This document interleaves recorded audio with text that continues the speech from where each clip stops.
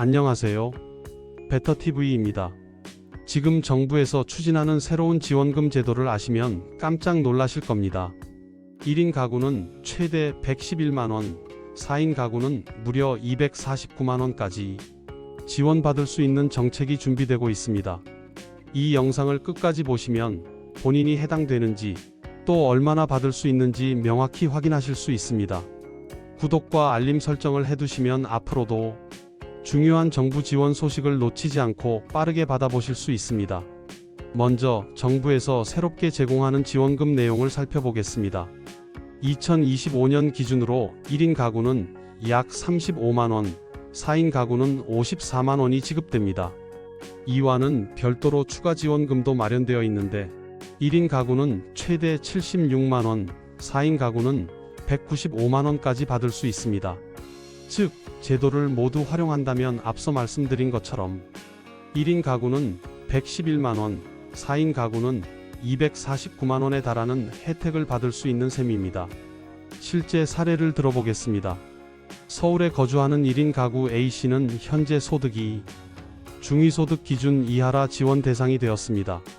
그는 주거급여와 생계급여를 함께 신청해 한 달에 약 110만원에 가까운 지원을 받을 수 있게 되었습니다.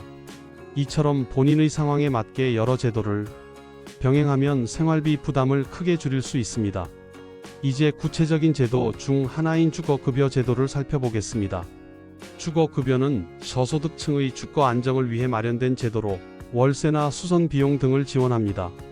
2025년에는 기준 중위소득 48% 이하 가구가 대상이 되며 4인 가구 기준으로 소득이 292만 6,931원 이하라면 신청할 수 있습니다. 또한 임차 가구의 임대료 지원액이 인상됩니다. 급지와 가구 수에 따라 다르지만 1만 1천원에서 2만 4천원 정도 상향됩니다. 지원 금액은 지역에 따라 다르게 책정되는데 1급지인 서울, 2급지 경기 인천, 3급지 광역시와 세종, 4급지 기타 지역으로 나뉘어 각기 다른 금액을 지급합니다. 예를 들어 서울에 사는 2인 가구 B씨는 매달 월세 부담이 컸습니다. 하지만 주거급여를 신청해 매월 수십만원의 지원을 받게 되었고 그 덕분에 생활비를 다른 필수 지출에 활용할 수 있었습니다. 자가 가구에도 혜택이 있습니다. 집이 노후되어 수리가 필요한 경우 수선 비용을 지원받을 수 있는데요.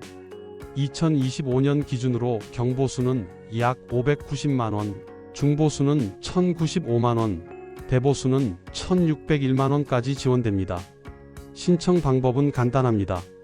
읍면동 주민센터를 방문하거나 온라인 복지로 홈페이지에서 신청할 수 있으며 주거급여 콜센터에 문의하면 자세한 안내를 받을 수 있습니다. 다음으로 생계급여 제도입니다. 생계급여는 기본적인 생활을 유지하기 어려운 분들에게 현금으로 생활비를 지원하는 제도입니다. 2025년에는 기준 중위소득이 인상되면서 지원 범위가 넓어졌습니다. 예를 들어 1인 가구의 기준 중위소득은 239만원, 2인 가구는 393만원으로 책정되었습니다.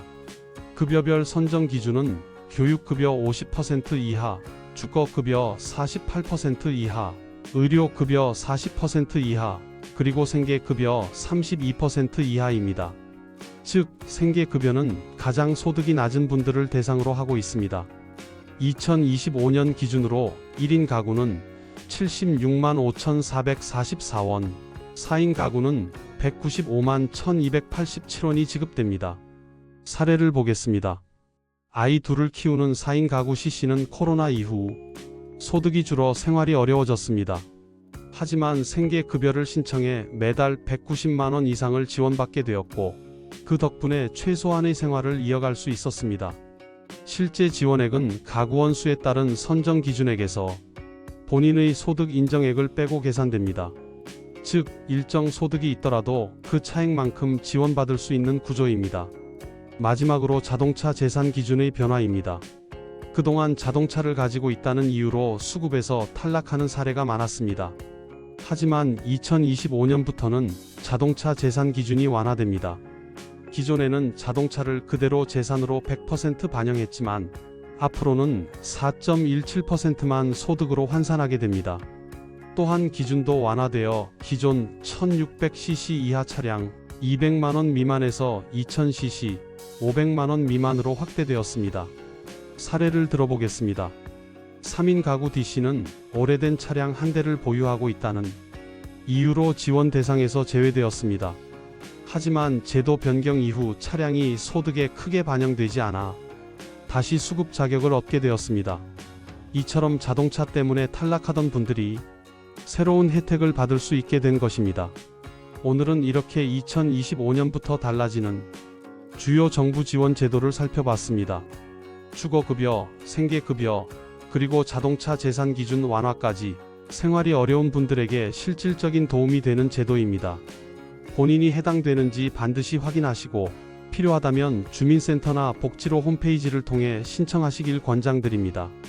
앞으로도 여러분께 꼭 필요한 정부 지원금 정보와 생활에 유용한 정책 소식을 빠르게 전해드리겠습니다. 구독과 좋아요, 알림 설정을 해두시면 소중한 혜택을 절대 놓치지 않으실 수 있습니다.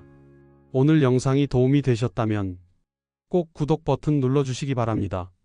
감사합니다.